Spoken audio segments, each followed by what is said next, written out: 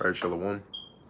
First and foremost, I want to give all praises, honor, and glory to Yahweh, Bahasham, Yahweh Shai, Bahasham, Rakha Kodesh. Double honors to the elders, the apostles of Great Millstone, and peace and blessings to the elect. And yeah, I wanted to get into this lesson real quick. Lord willing, it won't be too long. And pretty much I titled it "What Could Go Wrong," and this is something that I saw. It was a notification that I saw. And it was basically like a list of the different problems that are going on in the world at the moment, and then they had the title on top, what could what could possibly go wrong, or what could go wrong. And on there also showed Russia, basically them cutting the gas exports to Europe again, which I looked up a bit of information on that, and as well as, inflation, stagflation, food prices, right, famines, gas prices, and all of these things, and what could go wrong. And these are all really indicators as to what time we're living in, all right. And they're also indicators that these elites are not getting ready to, but they're in the process of that reset. Because when you actually read up about what it is that they want to reset, or what it is that they want to change with this reset, that's those are the sectors that you're seeing being affected very heavily. All right, very heavily in this time. All right, now I'm on the Zero Hedge website right now, looking through. I did see some particularly interesting headlines on here. Seeing if I could find it again now, but there was definitely one in here going into let me see, what's the title of this? Right, the Great Reset, turning back the clock on civilization. And in here they mention about the basically, of course, it's not an overnight thing, it's a gradual process. But when you look at their plans, and when they come out and they tell you, like Klaus Schwab comes out and talks about it's a great to reset, we're going to you're gonna put the the chips inside of people's, the MOTB inside of people's heads, and all of that stuff. And you look at what aspects he talks about.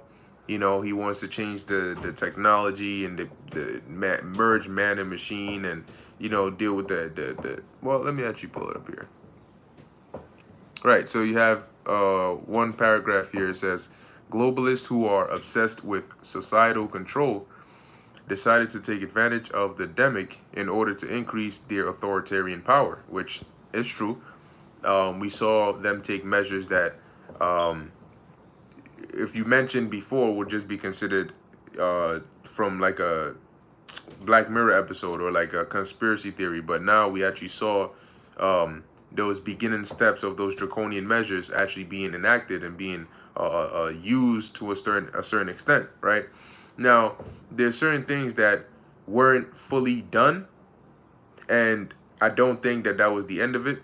For example, in New York, there was a bill they wanted to pass, given the health general master, somebody like that, the ability, basically, if he says you are deemed like a health risk, they can come into your house, take you out, and take you to an isolation center, which they're doing that already in China. But also, I think Washington was gonna vote, or they were gonna vote on something like that. And in essence, it's like a camp, a center that they will isolate you there and all of that, right? So it doesn't make sense to have these kinds of laws on the book, right? And have these measures in place, and then you're saying, okay, now we're done with the demic. It's passing away now, so that's it. There's that's the end of that. No, because it's not just the CVPD that they could utilize these laws for. They could really utilize these laws for any pathogen, any spreadable disease that they claim is a health threat, right? Anyway, it says here, so what they were doing was, it was a heavy sense of desensitizing people, like exposing into people's minds that this is something that we can do in these kinds of situations.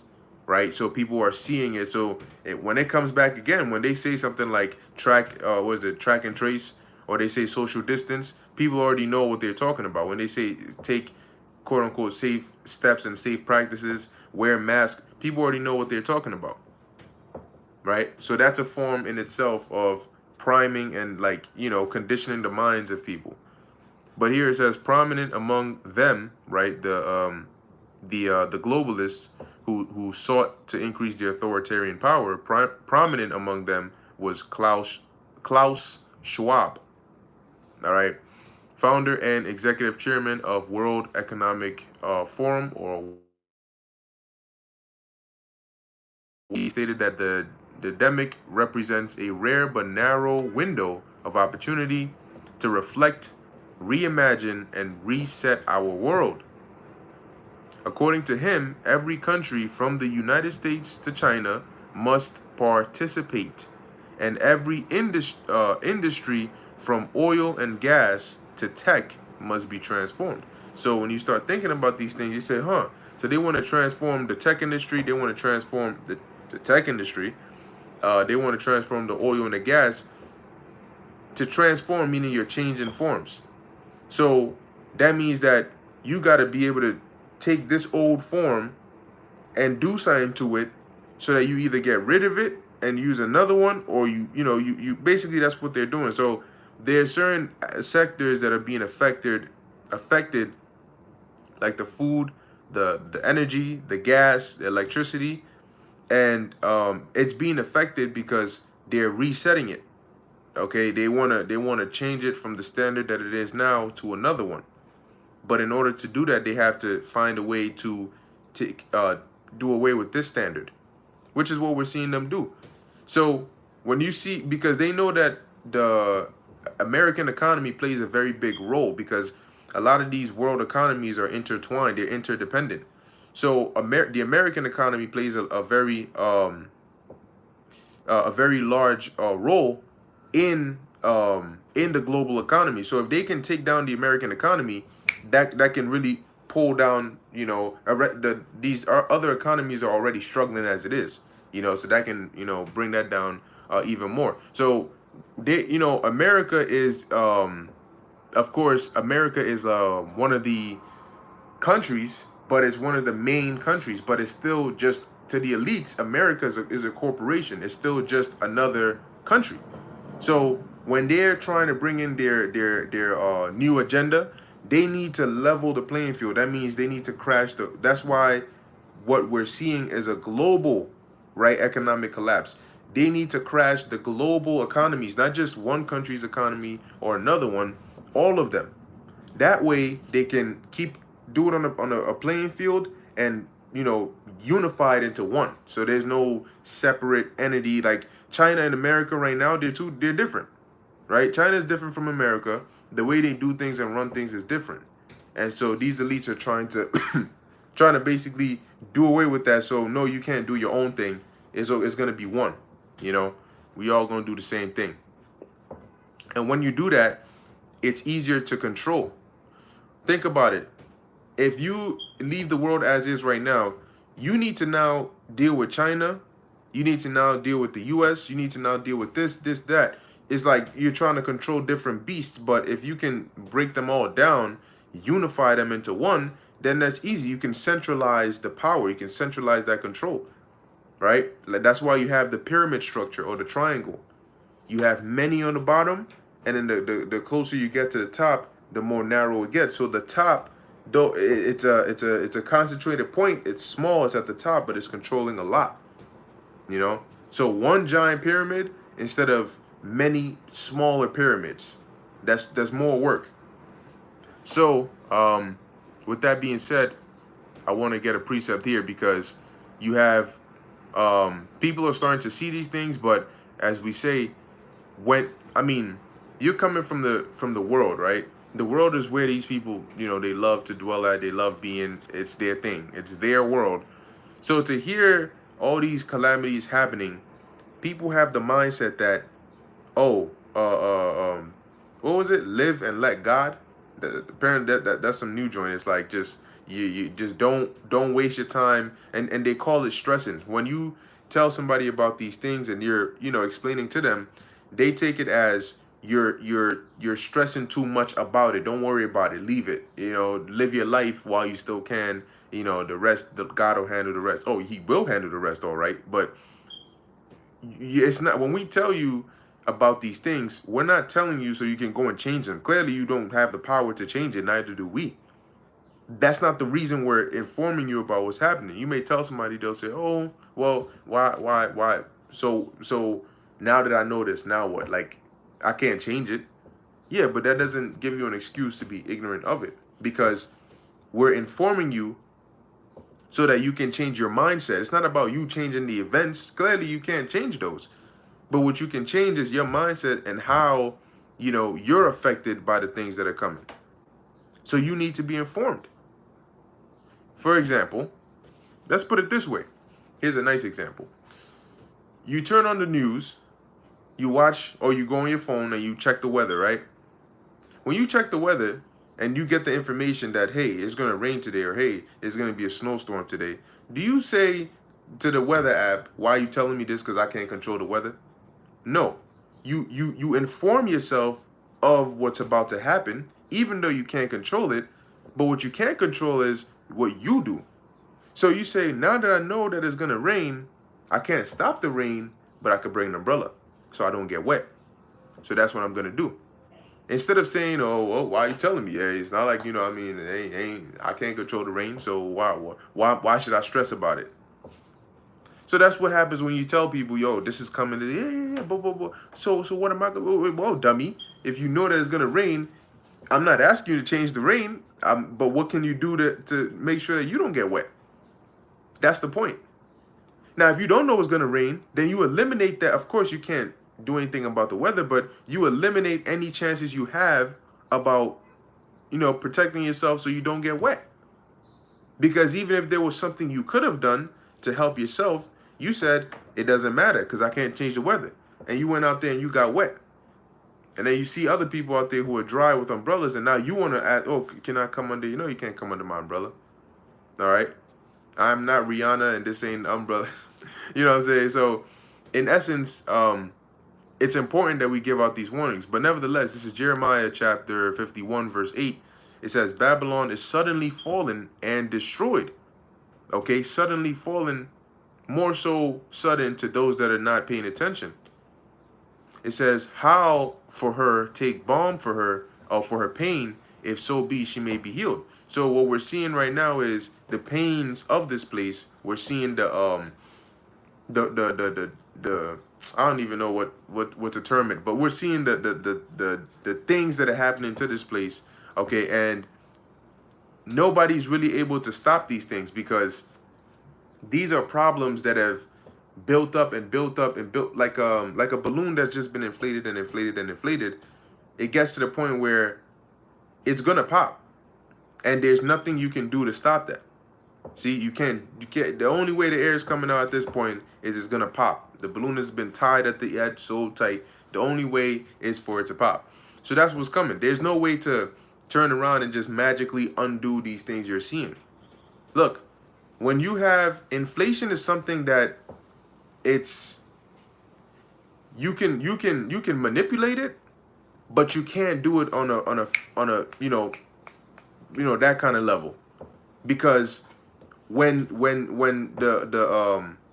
you keep printing money into the economy just like that, and now there's too much money in circulation, and so now the value of the money is going down, you don't fix that overnight. That doesn't have an overnight fix. It's something that so right now the problem with the Fed is they're trying to increase interest rates to hopefully bring, quell that inflation, because when you increase interest rates, things become harder. Money like loans and all of that, that becomes harder. And say you take out a loan and you got to pay it back, it's more expensive because the interest that is on that loan. If I go to the bank, I say, hey, can I borrow $20? And the bank says, yeah, okay, we'll borrow you we'll lend you $20 with such and such percent interest on it, right? And so that means that when you borrow the $20, then when you come to pay it back, you're not paying back $20, because interest is sort of like, okay, I lent you this amount of money, and for, let's say, every month, right? I'm just putting some example out there. For every month that you have not paid me back, I'm gonna charge you $2 extra. So if you borrow $20 from me and you don't pay me back within, that same month, the next month, now that's $22 you got to pay me. So it's accumulating interest. So every month that goes by, for example, there's another $2 that I'm adding on to that. So when you pay me back, you're not paying $20. You're paying $20 plus the amount of interest that has been accumulated on that amount. So when they raise interest rates, what they're saying is, instead of when I lend you the $20 and I say every month I'm going to charge you an extra $2, that's the rate that the interest is going up, right? And if I say, no, this time I'm not going to charge you $2, I'm going to charge you $4, right? Every month that you haven't paid me back, now you got to add $4 to it. That's the interest rate now. So when they raise or hike interest rates, what they're doing is they're saying, all right, it's going to cost you more to borrow money from me. If I lend you $20, now I'm charging you $6 every month you haven't paid me. You see? So that's a problem, because now if you already owe me, like I said, if you already owe me the money, the longer that money is with you, the more expensive it is. So what does this mean? This means that people are now going to think twice about taking out loans. It's not cheap anymore. You can't just go out and say, okay, give me a loan, I want to go do this with it. Loans are going to be it's going to be less, and it's going to be harder for people to pay for certain things that they already have, right? Take a company, for example. When a company has, you start a company, you start a business, you have workers, you got to pay these workers, right? And it's not always that I started the company and I just got the money off the top. No, I just started the company. I need a loan to start, because my hopes are that you lend me this money, I use it to start my company. My company does well, it brings me revenue, it brings me income, and then I can pay you off and, go from there. But when I start, I need to be able to pay my employees. I need to be able to pay for the management of the building and all of that good stuff. So I got to take out, I got to take out that loan for that. Or even when it comes to payroll, I got to get some money that I can use to pay my employees. Now, if it's harder for me to borrow that money, that means that I can't really pay. If I have 200 workers, I can't pay 200 workers, because let's say I go and borrow money so I can pay them for the payroll and so on and so forth, right? If it's more expensive to borrow that money, I'm not going to borrow a lot, or I'm not going to borrow as often. So that means that 200 workers, I got to cut some of you short, because I can't pay your paycheck. I can't do that for you. So that's why they talk about a recession. When you have a recession, there's a lot of things that are tied to that. That's why you have a lot of layoffs, and a lot of, like, the economy starts to slow down, because there's not as much frequent, like, spending and this going around, because mortgage rates go up. So it becomes harder for people to pay and buy and pay for things. And when you now have to pay more for something, you have less money to use on other things, right? I can't go out as often and shop, and buy things and do, like, luxury things that I do, because when you go out to a restaurant, or you go out to the movies, or you go out and do something fun, that also contributes to the health of the economy, because you're spending, all right, and money is being, it's like blood circulating through the body. So when you say, well, now I got to pay more bills, I got to pay a higher amount for this and that and the third, I don't have enough money to just go out and spend and just go and chill, that starts to slow things down, because it's not just me, it's like 2 million other people, 200 million other people. So it starts to slow things down. So you have that slowdown. So now they're saying, okay, do we hike interest rates to try and, because when you have inflation that's super high, you got to, like, suppress that. You got to start slowing that down. You got to cut that. But now they're running the risk of starting a recession, okay, through this, or do they just leave the shit and let inflation spiral out of control? Because if you don't control that inflation, it will keep on going and it'll turn into hyperinflation. So a lot of people are like caught in there. Now the feds are coming out and telling you, that's all right. So yeah, we gonna hike the interest rate. We're gonna take it up, but don't worry about it. Yeah, we still believe that there's gonna be a nice way to, find a way and maneuver through this. But all they're doing is gonna make the shock to the people even worse when they officially come out and say, yeah, so it looks like we can't really do anything about it, because people are going to say, if you had told me that earlier, I would have made certain other moves earlier than having trusted you and waited up until now. Now I'm at an even worse position. But that's okay. This is Jeremiah 51:9. It says, we would have healed Babylon, but she is not healed. Right, because it's on the, yeah, Khan. Yep. Shalom. Yahweh Bashem Yahushai Brakatha. Why Yahweh Bashem Yahushai Brakatham. So we would have healed Babylon, but she is not healed. Forsake her. Yeah, because this place, this isn't a sudden,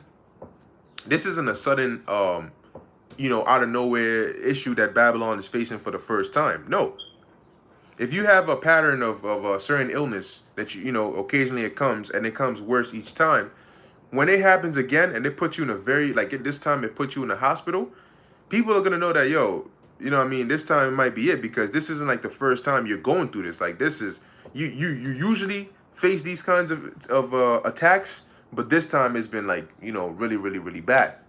So this America has been set on the course, okay, to be destroyed, to be broken down, to be destructured, internally, externally, all of that. All right. It says here, and let us go everyone into his own country. As a matter of fact, that's why they put the U.S. They created the Federal Reserve, and now the U.S. is tied in with that, because they were thinking about, how do we make a currency, right, or a form of money, right, which really paper dollars is not money, but how can we create something that's, it's what's the word I'm looking for? It's flexible. You can stretch it. You can, we can manipulate it. There you go. And that's why they came up with the dollar, because when you have the dollar and you take it off the gold standard, you can't measure a dollar. You tell somebody, how there's a dollar bill, right? This is an IOU, a debt note, as they call it. It's an IOU. I'm giving this dollar to you, but what I'm really saying is, for example, if you come to me and say, hey, give me such and such ounce of silver or such and such ounce of gold, because that's the real money, and I say, you know what, let me actually give you a note, right, that the note says, if you come back to me and you give me this note, I can give you this silver. I owe you this certain amount. That's what the note says. That's all it is. It's a debt note. This is how much I owe you. So right now, the dollar has no measurement. Like, when you say, here's $1, what is $1 measuring? $1 of what? Is just $1, which is what? What is $100? There's no measurement behind it. And if you had it on a certain standard, you could say, okay, this is $1. $1 is equivalent to this amount of this, right? $1 is equivalent to this many ounces of this. This is how we measure $1. Take like 5 ounces of silver, or 1 ounce, whatever you want to do. Take 1 ounce of silver and you say, you see this dollar? You see this coin? There you go. Okay, this is the physical. This is the IOU version, the note. So if you say $1, I can measure it by this, right? So now think about this. If you have $1 and you know that's equivalent to 1 ounce of silver, when you go to another country where they don't use dollars, you can say, okay, well, what is maybe they use, maybe let's say pesos, right? They use pesos. Then you go and say, okay, well, how many pesos is equivalent to 1 ounce of silver? Oh, well, 3 pesos is equivalent to 1 ounce of silver. Okay, so that means that if I have $1, when I come to this country, I have really 3 pesos. And the way we're comparing the two is by the silver right there. So now you say, the dollar, I ain't going to measure it by no silver, none. So when you say I have $1, what do you really have? But this is something that you start even trying to explain to Jake, and they're like, it's like going right over their heads. You know, it ain't even going in one ear to come out the other. No, no, no. It's just doing, or it stops here, it goes around, and then it just. And so they, Jake will come out and say, "Oh, I'm all about them Benjamins or them, about them greenbacks and, this, that, and the third. I'm chasing that bag, and bro, there's no bag. All right, there's no bag to be chasing. Now, this make believe system. That's why they call it a fiat currency. It's just that. It's make believe. It was set up not to last. The system we're living in was not designed to last. These elites did not want America to go on forever.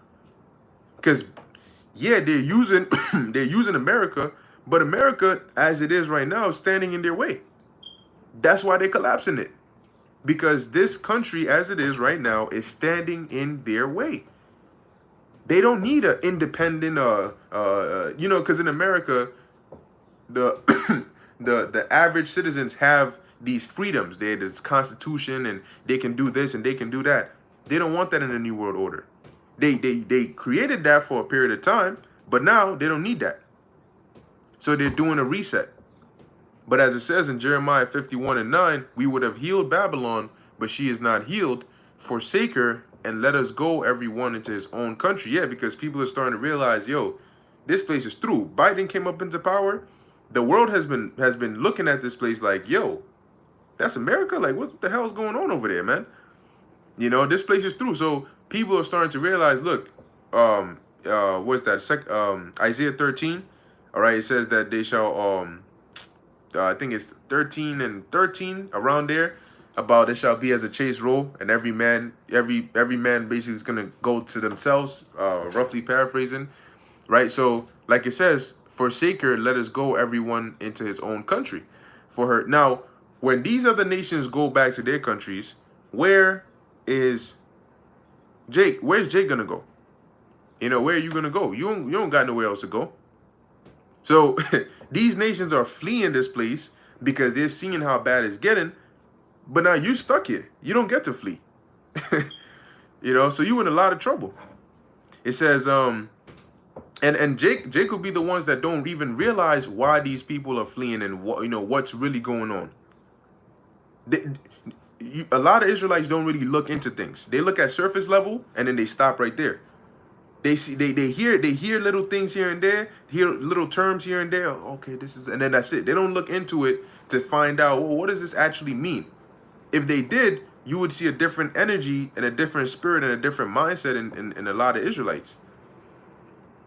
It says here, for her judgment reacheth unto heaven and is lifted up even to the skies. Yeah, because the Most High is getting ready to take this place out. So nobody's going to stop that.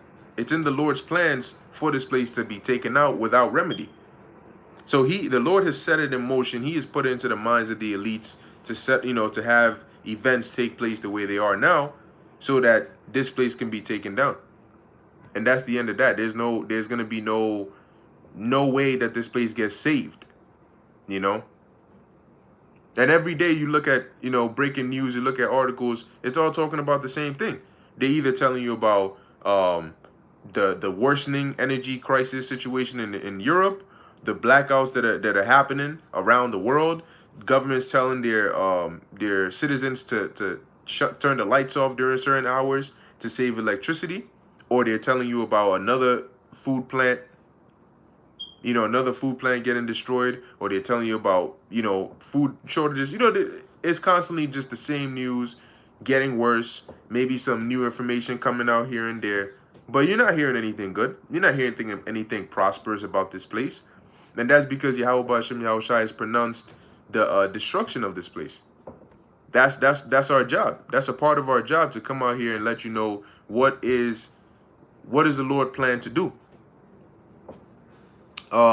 So this is Isaiah 47. I don't want to read through the whole thing, but I want to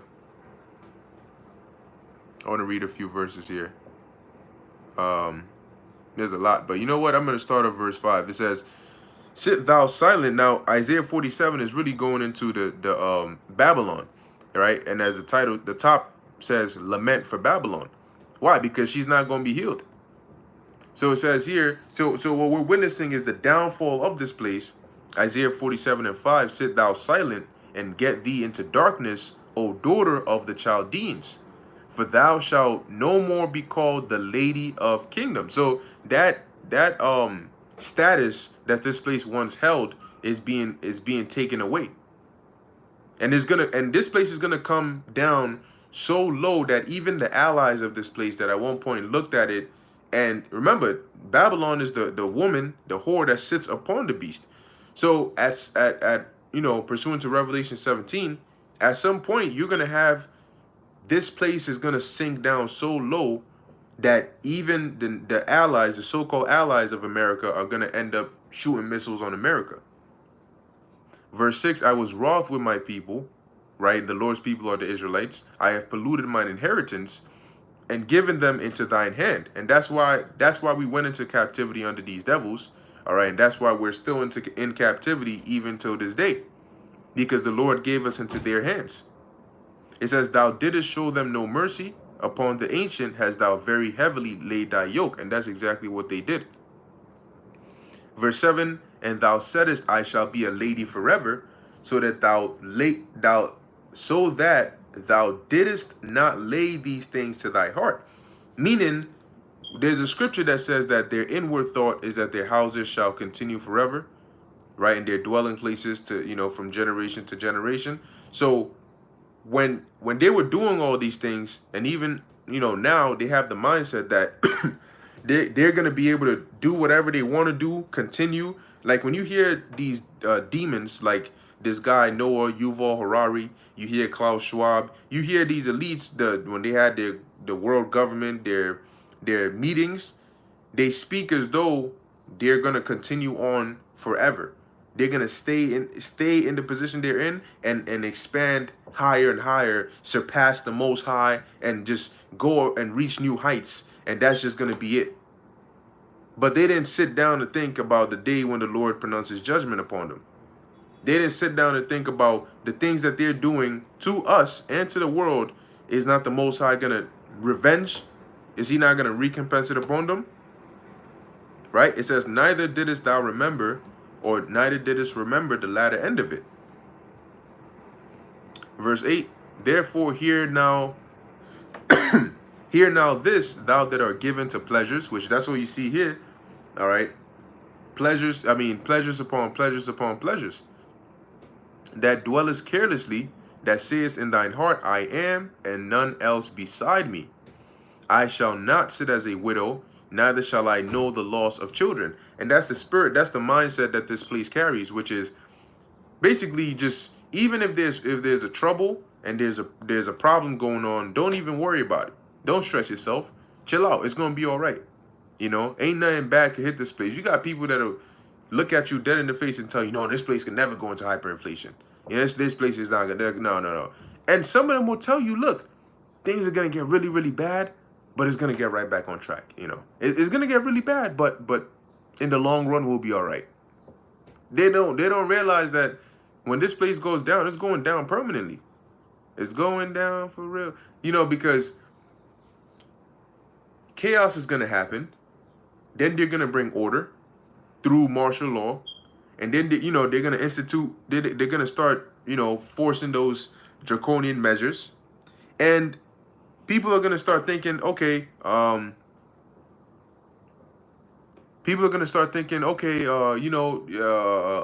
everything is good now. We're fixing. It's a little different, but at least the chaos is stopping and they're fixing it. But then guess what's going to happen at the end of that? Missiles are going to fly. So just when you may think, wow, shit was really violent and chaotic, but they quelled it down with the troops, and now things are advanced. People are walking around with Karagmas, MOTBs inside of them. We're doing good, and then the missiles are gonna fly.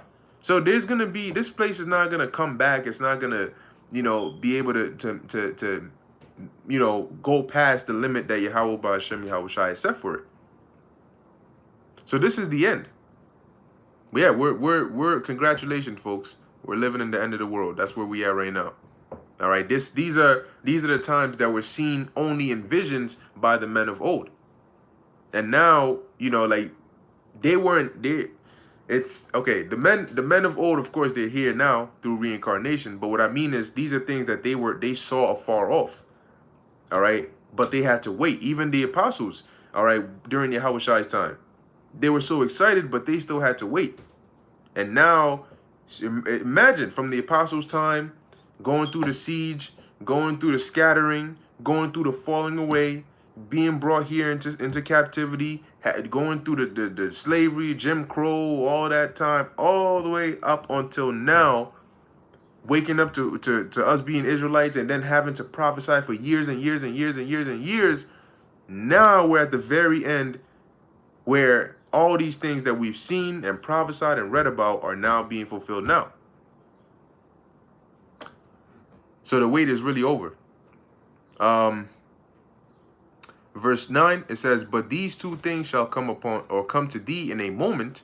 In one day, the loss of children and widowhood, they shall come upon thee in their perfection, for the multitude of thy sorceries and for the great abundance of thine enchantments. So the things that they don't expect to happen, the calamities, those calamities are going to hit this place in their perfection. That's why it's going to be a time like never before. You're going to have events that are taking place that have never happened before. And then you're going to have events that are taking place that have happened before, but they're going to be happening on a scale, meaning on a level that has never been seen before. Verse 10, for thou hast trusted in thy wickedness, thou hast said, none seeth me. Thy wisdom and thy knowledge, it hath perverted thee. Yeah, because that left hand knowledge that they go into, and the sorceries and enchantments, and the summoning of demons and all of that stuff. Yeah, it gives them information, right? They know certain sacrifices they do. It gives them information in that aspect, but it also has corrupted them. They're proud, thinking that through the left hand they can defeat the Lord and the Most High in the right hand, now realizing that he created both. It says, when you say the left hand, you got to realize, well, whose left hand is it? A left hand is not just a left hand. What is a hand? A hand is a part of a body, right? So if you got a left hand and you got a right hand, you got to have somebody that these hands are connected to. So these devils are doing things on the left-hand side, but they don't realize whose left hand is it. So it says here, let me see. Verse 11, therefore shall evil come upon thee, thou shalt not know from whence it riseth, and mischief shall fall upon thee, thou shalt not be able to put it off, and desolation shall come upon thee suddenly, which thou shalt not know. And that's why it says the powers shall be shaken, because they're bringing controlled chaos, but they don't realize that the Most High is he's in ultimate control. So this thing is gonna get out of even their hands. All right, there's a certain level of desired chaos that they want for a desired outcome, but the Lord is gonna take it a step further. Okay, and then it's gonna be out of their hands, out of their control. And verse 12 it says, stand now with thine enchantments and with the multitude of thy sorceries. Yeah, because they don't. When we talk about their enchantments and their sorceries, we're not talking about one thing. We're not talking about just the TV, or you got like 12 priests who do these seances. No, multitudes. All right, multitudes. They have wicked priests and witches and sorcerers in different parts of the world, in certain high points, that are constantly in contact with these demons, constantly putting spells and all of that out here. Because they're not just putting a covering on one person. They're putting a covering on the whole world. All right? But the Lord is saying through Isaiah here that go ahead, get your enchantments, get your sorceries and all of that. And see, with those same sorceries you were able to perform the things you've done. Go bring all that, and let's see if you're able to prevail. Let's see if you can survive this. Sort of like what Elijah was, how he was mocking the prophets of Baal. You got to scream louder. Maybe if you try screaming louder, maybe he'll hear you. Maybe he's sleeping. Right? So it says here, wherein thou hast labored from thy youth. So that goes to show you that this place, America, was built through sorceries and Freemasonry and witchcraft and secret societies and enchantments since its youth. Since it came about, it's been like that. That it's been rooted in that. Your so-called founding fathers, they were Masons and Rosicrucians and Jesuits and all of that, all the way up until now. It says, if so be thou shalt be able to profit, if so be thou mayest prevail. But guess what? They're not going to prevail.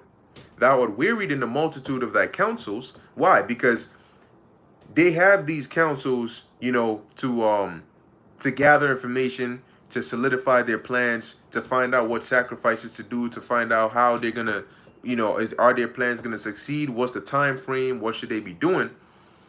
But as things start to go wrong and their power starts to wane, they have more frequent councils in order to try and, okay, well, what do we do? Okay, well, if this doesn't work, if this is not happening, or the people are not being swayed as much, right? What do we do? But now they're worried because nothing that they're trying is working. Right? It says, let now the astrologers, the stargazers, the monthly prognosticators stand up and save thee from these things that shall come upon thee. Right? You big and bad. You got your sorceries, you got your witches, you got your warlocks, you got all of this. So go ahead. You're super proud. So go ahead, call them. Call them. Let's see if they can protect you and they can save you. Because now the Lord is stepping in. Now the Lord is showing his hand. And just like the Egyptian sorcerers realized that when they got to a certain point, they realized and they told Pharaoh, they said, this ain't something we can replicate. This isn't something that what Moses and Aaron are doing right there ain't saying, look, that's the hand of God. Ain't nothing we could do about that. See? So it says, verse 14, behold, they shall be as stubble, and the fire shall burn them. They shall not deliver themselves from the power of the flame. You see? So the destruction that's coming is going to do just that. It's going to destroy. It says, there shall not be a coal to warm at, nor fire to sit before. And really what that means is that this fire that's coming, it's not going to be the kind of fire that you sit before to warm yourself. Or it's cold, let's start a fire and let's use, no. This fire ain't going to be that kind of fire. This fire is going to be fire that destroys completely. All right? It says, verse 15, thus shall they be unto thee with whom thou hast labored, even thy merchants from thy youth. They shall wander every one to his quarter, none shall save thee. So in the last moments of this place, it's going to find itself alone. And even worse, it's going to find its so-called allies turning around and shooting fire or shooting missiles over here. Okay? So that's pretty much the fate of this place. And as we see these articles and these headlines, sometimes you may see something that may seem unrelated, but more likely than not, it is related in some way, shape, or form, and it will come in and play a role. And it's a spirit. There's an ad right here. It says final weeks. All right? Literally says it right there. Final weeks. So, we already see what time it is. As Yahushua said, we ought to watch as well as pray. I just said we already see what time it is, and now the ad just changed to a watch. So that's interesting, right? So yeah, we gotta watch. Yeah, we gotta watch, right, as well as pray, and pray for the Lord to bring this place down speedily.